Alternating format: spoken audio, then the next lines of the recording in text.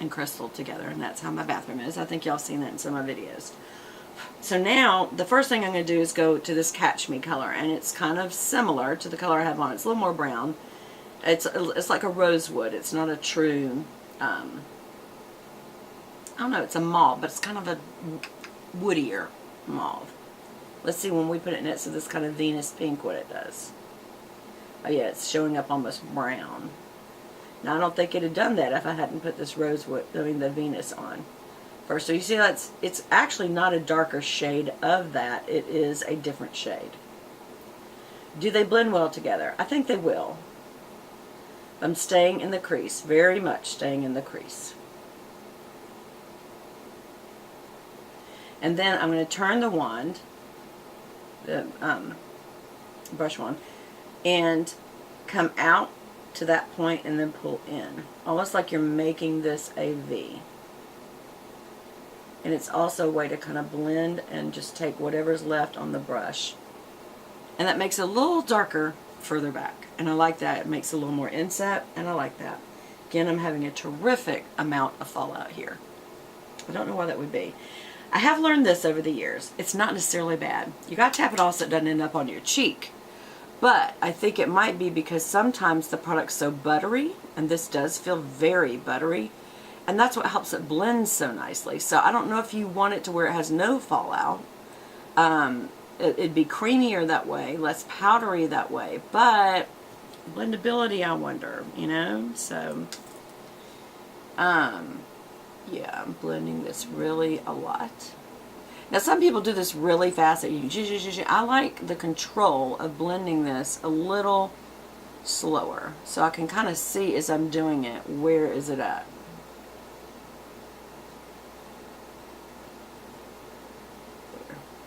And we're going to come out here and down. Almost like I'm doing a cat eye with this, and it makes that nice little V. And see, before I blend, you can still see this, the three colors. You see the highlight, you see the neutralize or the transition color, and you see the crease color. When you blend, you don't want to blend those all together, because the whole point was you wanted them to be separate. But you can at least do a quick blend to get rid of those three lines. See the lines? You're going to get rid of the lines. Okay, one of the things I don't normally do, but I am going to do today, is sometimes I will take a pencil brush and sometimes I won't. This is an E30 by Sigma. And I'll take that color that I put in the crease and I'll run it almost on a wide base below the eye. And that just kind of picks it up, but it gives a little more made up look. So I'm not trying to stay to the lash line, I'm trying to do the opposite. I'm trying to go right under it.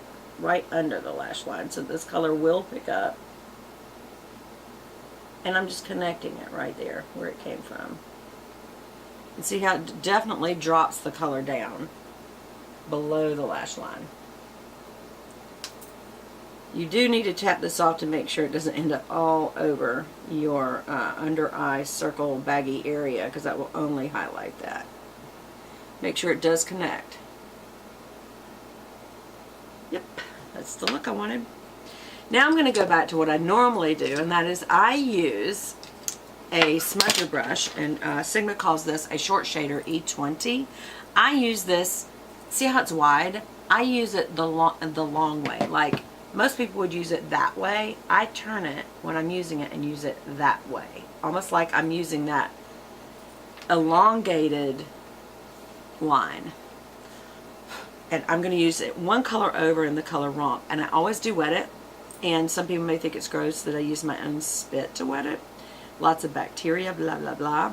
It's only mine, and I never share palettes. If somebody likes a palette that I have, I go buy them that palette. I'm not going to share palettes. That is gross. Mainly because I've licked it. But no, I'm kidding. Because you can transfer skin cells and possibly, you know, infection, whatever. So what I did there, besides get a little bit of powder in my eye, was I went with this, what would have been a darker color, but I have to tell y'all, it's not darker. It doesn't appear to be darker. It almost appears lighter, like it's a silver brown instead of a darker color. Very chunky, y'all.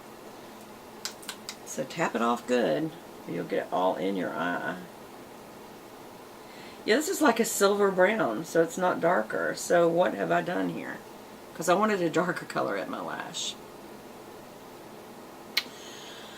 Okay. A little misleading. What will I do? I'll go to this perspective color, this dark brown. And we'll just add a little of that, at least on the outer lashes. Is it actually dark brown? Not showing up quite as good, is it? Let's try it again. Okay, now it is. And I'm just kind of stamping that on the lash line. Can you see the difference in this eye and this eye as far as just stamping a darker color right at the lashes? See how it kind of reinforces them? It does close off the lid color for me because I don't have much lid. And some people have a lot of lid, so that would be great for them. And again, this color is perspective, and it's like a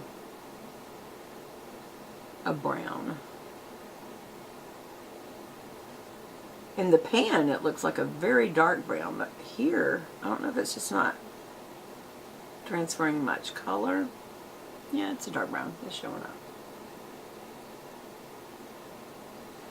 I guarantee you this, if I ran that through my brow, I bet it'd show up. Let's do it. Yep. And that's what you can do with a darker brown. You can kind of hit the spots in your brow where it's a little thin. Maybe you need a little backup. But be careful, it could be darker than you think. Whoops. That brow is much lower. I tried to build the other one up so much, now this one's too low. Yep, I did. I overbuilt that one. There, better. Okay, so the first thing I have to say about this palette is I love the colors. Second, I do love the blendability. Pigmentation is unusual to me, but, and that voice is sparkly. So we're going to do a little blending. Alright, so first I'm going to blend on the front half to get rid of that line right there at the nose. We don't want a line there. And then I'm going to lightly, do you see how I'm just barely doing this? And all that did was kind of blur the line. I don't want to blend the colors. That is not, I don't want to do that. Just blurring the line, and this one needs to knock off a little of that sparkle. There we go. That's plenty. Yeah, don't overblend. I feel. You do what you want. If you like to blend them all together. Here's the thing, when you blend a whole bunch of colors together, it ends up kind of like mud. Which mud's a great color. Yeah, mud brown's a great color. So that's the colors. And next time I want to get somewhere in here. These beautiful blues, this beautiful dark, dark, dark teal. Meteor showers like a dark purple. I bet that would be beautiful. It actually would have been a good dark color for me to use with all these pinks, but I don't want to get too purpley. I just, you know, I want it to be pinkle. Pink, purple. So I feel good about it. I do like it. And I'm glad that I stayed in this color range. That's not a norm for me, as y'all know. I stay in this color range usually. And this is too light for me, so I always use those as like highlighters. And that Delightful is a delightful transition color. And these are obviously for lining and outer V and lash support and all that kind of stuff. So, but they're very pretty. I like this. I will tell you something else about this. This is really heavy. I got a fuzz, sorry. This is kind of a heavy little palette. This isn't something I'd carry in my purse for that reason, and also these are clearly, they would come to pieces. It's sort of like the color Kitten in Stila. I don't know what it is, but it's just a formulation of some certain colors. They just like come to pieces, you know? Alright, so now I'm going to use liner. And I'm going to use a stronger liner than my DHC. I'm going to go ahead and use the Tarte. And the reason is because I feel like this is a really dark, not dark, but it's kind of dark color for me, coloring. And so I want the lash line to really pop. And because I put that brown color on, I want a black liner that really is a dark matte black liner, and this is. Interesting how this is picking up.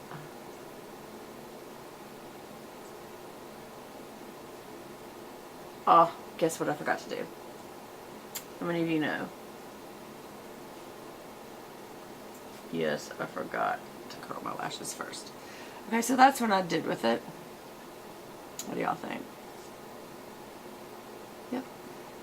And do you see the difference in a lined eye versus an unlined eye?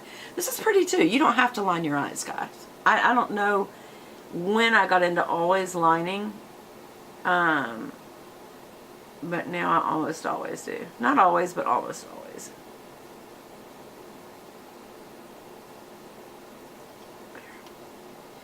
It is always hard for me to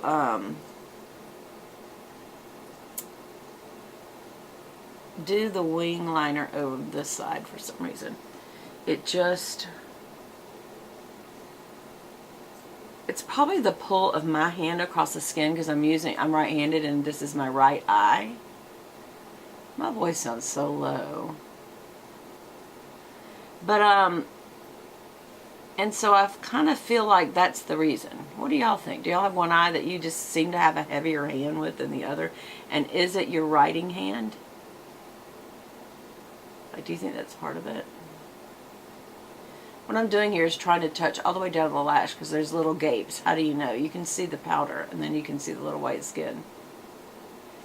I'm using this tip in because y'all, this just is not dragging very well.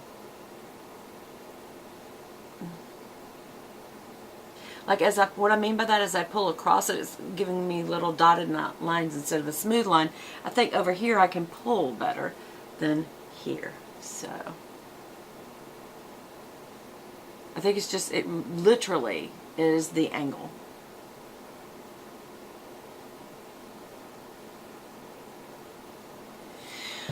So now I'm going to be going into the mascara. So I'll be going into another part here, and when you come back I will pick